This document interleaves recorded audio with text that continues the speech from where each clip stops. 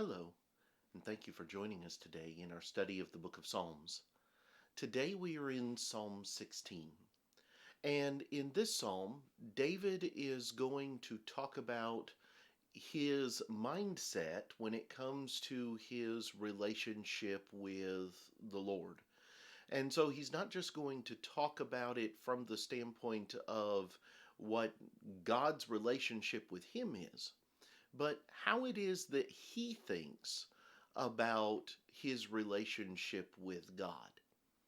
And so let's look at what takes place and what is said in Psalm 16. Beginning in verse 1, we read, "Preserve me, O God, for in you I put my trust. O my soul, you have said to the Lord, you are my Lord. My goodness is nothing apart from you. As for the saints who are on the earth, they are the excellent ones, in whom is all my delight. Their sorrows shall be multiplied, who hasten after another God. Their drink offerings of blood I will not offer, nor take up their names on my lips. O Lord, you are the portion of my inheritance and my cup. You maintain my lot. The lines have fallen to me in pleasant places. Yes, I have a good inheritance. I will bless the Lord who has given me counsel. My heart also instructs me in the night seasons. I have set the Lord always before me. Because he is at my right hand, I shall not be moved. Therefore my heart is glad, and my glory rejoices. My flesh also will rest in hope. For you will not leave my soul in Sheol, nor will you allow your Holy One to see corruption. You will show me the path of life. In your presence is fullness of joy. At your right hand are pleasures forevermore." Here in Psalm 16, David is going to talk about his mindset and the way that he approaches and thinks about his relationship with God. And it all begins at the very outset of the psalm with this statement, "You are my Lord." And that's going to be the premise of everything else. He says in verse 2, "O my soul, you have said to the Lord, you are my Lord. My goodness is nothing apart from you." And there's going to be several things that he's going to talk about over the confines of this psalm as it pertains to God being his Lord. He says, "My goodness is nothing apart from you."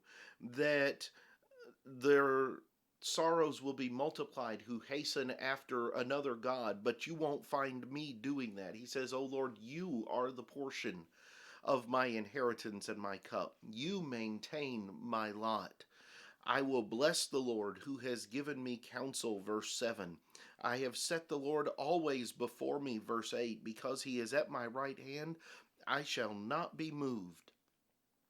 There is an emphasis in David that God is his Lord, that he is the one that his trust is placed in, as he states in verse 1. But that with that, he will not go after other gods. It is a formal statement in his mind that he will not turn away from God. It's not just something that he sloughs off and says, I don't feel like going anywhere else, or I'm not going anywhere. It is a formal sentiment of his mind. I will not do this. And then he talks about all of the different things that God has done and continues to do. But I also hone in on this particular phrase in verse 7. He says, "I will bless the Lord."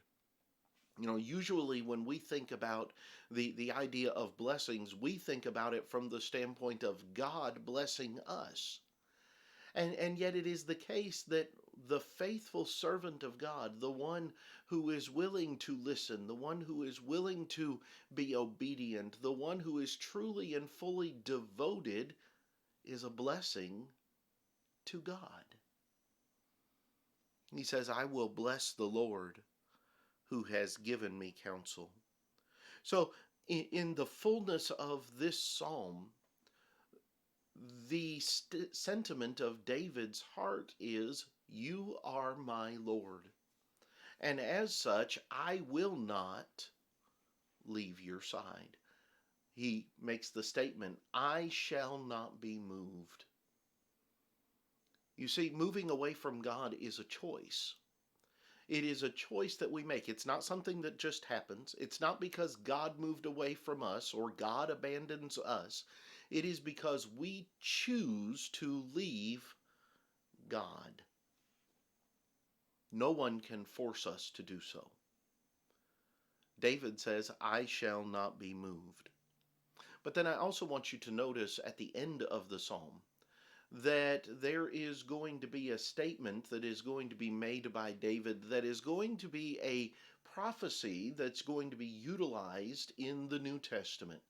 Because he says in verse 10, "For you will not leave my soul in Sheol, nor will you allow your Holy One to see corruption." Now, this particular passage is going to be utilized on a couple of different occasions in the New Testament, but the most notable one is in Peter's sermon on the day of Pentecost, as recorded in Acts chapter 2.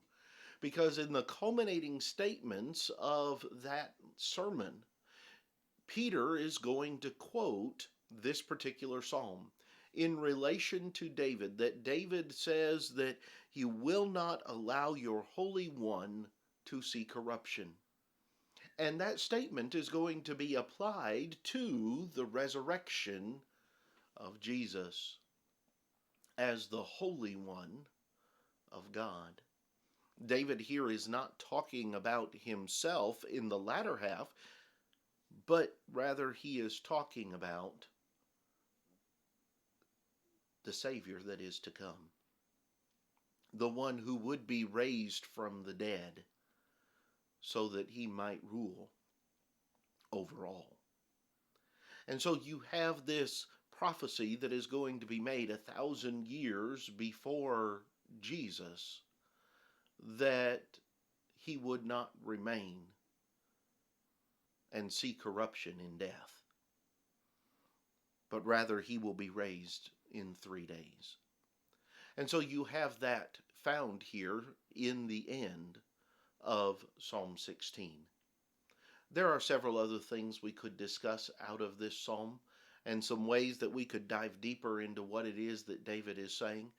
But I hope that these things today have been beneficial to you and will maybe help give you some things to think about from this psalm.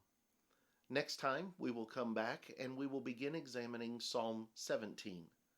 I hope that you'll join us then. But until then, have a great day.